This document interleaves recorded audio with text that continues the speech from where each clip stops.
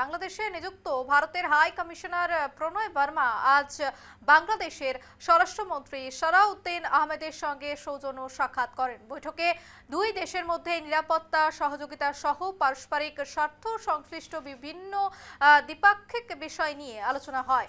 উভয় পক্ষই আঞ্চলিক স্থিতিশীলতা এবং সহযোগিতা আরও জোরদারের বিষয়ে গুরুত্বারোপ করেন। পরবর্তীতে হাই কমিশনার আইন, বিচার ও সংসদ বিষয়ক মন্ত্রী মোহাম্মদ আসাদুজ্জামানের সঙ্গে সাক্ষাৎ করেন এবং এই সময় আইনি সহযোগিতা ও বিচারক বিষয় সহ পারস্পরিক স্বার্থের নানা বিষয়ে মত বিনিময় হয়।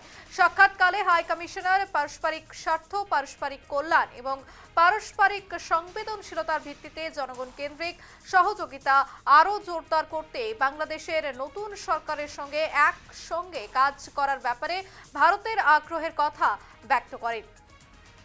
যে খবর উঠে আসে, ভারতের হাই কমিশনার প্রণয় বর্মার সাক্ষাৎ বাংলাদেশের স্বরাষ্ট্রমন্ত্রীর সঙ্গে এবং আগামী দিনে যে সুরক্ষা এবং ভারতের সঙ্গে বাংলাদেশের যে সম্পর্ক এবং আরও যে রয়েছে জিনিসগুলি, সেই ক্ষেত্রে কিন্তু দুই দেশের মধ্যে যে নিরাপত্তা সহযোগিতা সেই সম্পর্কেই কিন্তু বার্তালাপ হয় এবং বৈঠক হয় এই বাংলাদেশের হাই কমিশনের সঙ্গে সেই দেশের স্বরাষ্ট্রমন্ত্রী।